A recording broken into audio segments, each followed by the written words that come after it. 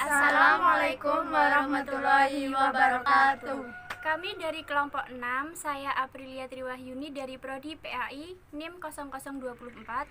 Saya Aprilia Wahyu Kurniawati, Prodi PAI NIM 0021. Saya Dea Lestari, Prodi PAI NIM 0014. Kami akan membahas materi tentang tarekat di Indonesia. Pengertian tarekat.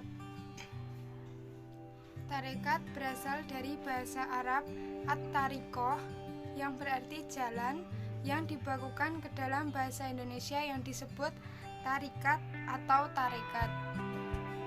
Apabila dihubungkan dengan antara tasawuf dan tarekat, hubungan yang ada di dalamnya adalah tasawuf merupakan usaha mendekatkan diri kepada Allah Subhanahu wa Ta'ala, dan tarekat merupakan jalan yang ditempuh seseorang dalam usahanya mendekatkan diri kepada Allah Subhanahu wa Ta'ala. B. Masuknya tarekat di Indonesia.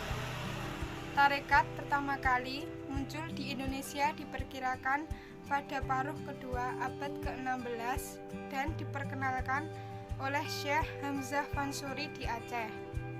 Ia penganut tarekat Qadiriyah yang didirikan Syekh Abdul Qadir Al-Jailani yang merupakan keturunan Nabi Muhammad dari garis Hasan bin Ali.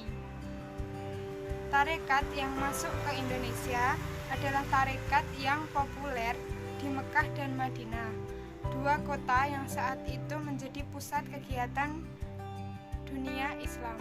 Tarekat yang berkembang di Indonesia. Yang pertama ada tarekat Qadiriyah. Qadiriyah adalah nama tarekat yang diambil dari nama pendirinya, yaitu Abdul Al-Qadir Jailani. Tarekat ini menempati posisi yang amat penting dalam sejarah spiritualitas Islam, karena tidak saja sebagai pelopor lahirnya organisasi tarekat, tetapi juga cikal bakal munculnya berbagai cabang tarekat di dunia. Yang kedua, ada tarekat Khalwatiyah. Nama tersebut diambil dari nama seorang sufi ulama dan pejuang Makassar, yaitu Muhammad Yusuf bin Abdullah Abu Mahasin Al-Taj Al-Khalwati Al-Makassari.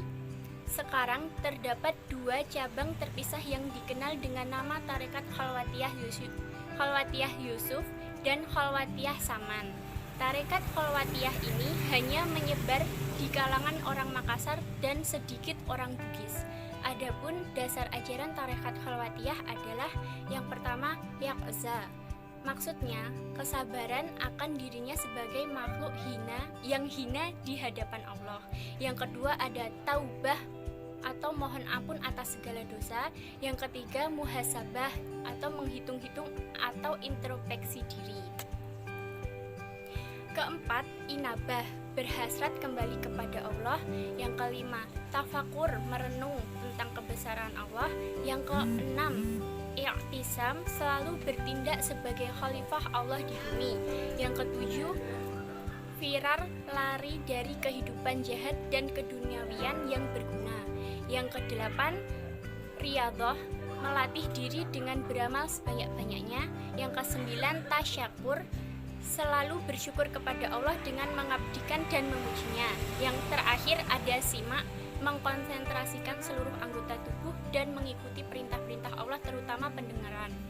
Yang ketiga ada tarekat Samaniyah, didirikan oleh Muhammad bin Abdul Karim Al-Madani Al-Syafi'i Al-Saman. Tarekat ini adalah gabungan dari tarekat Khalwatiyah, Naksabandiyah, Qadariyah, Syadziliyah yang dipelajari oleh Saman itu sendiri.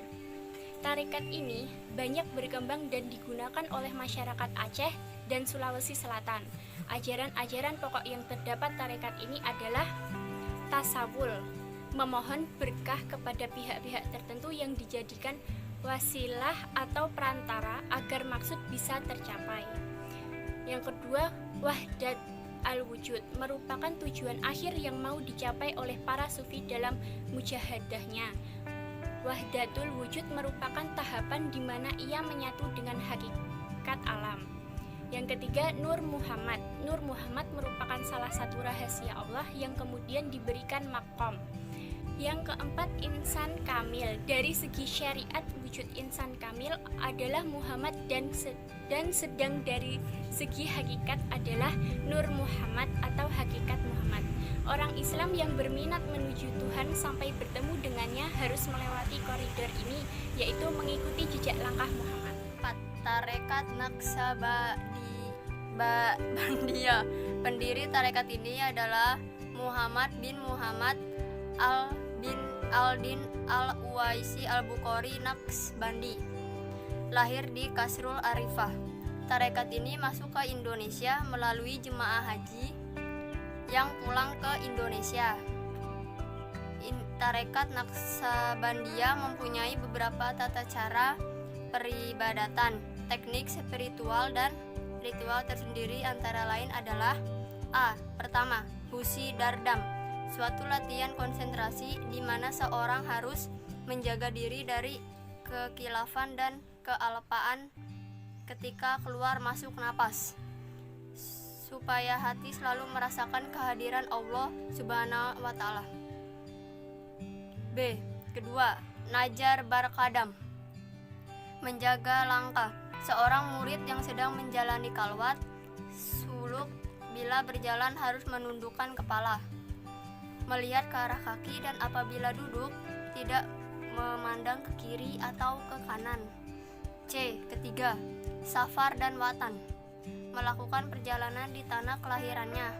Maknanya melakukan perjalanan batin dalam meninggalkan segala bentuk ketidaksempurnaannya sebagai manusia menuju kesadaran akan hakikatnya sebagai makhluk yang mulia. Kelima, yat kerat, ingat atau menyebut, berzikir terus menerus mengingat Allah. 5. Tarekat Rifaiyah.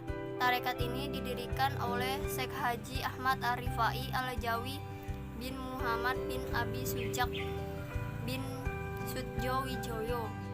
Lahir pada 9 Muharram 1786 M di Desa Tempuran, Kabupaten Kendal.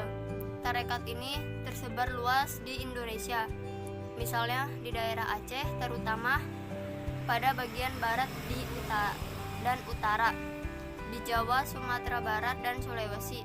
Namun di daerah Aceh, tarekat ini lebih dikenal dengan sebutan Rafai yang memiliki makna tabuhan Rabana. Sekian presentasi dari kami. Bila ada salah kata kami mohon maaf. Sekian. Wassalamualaikum warahmatullahi wabarakatuh.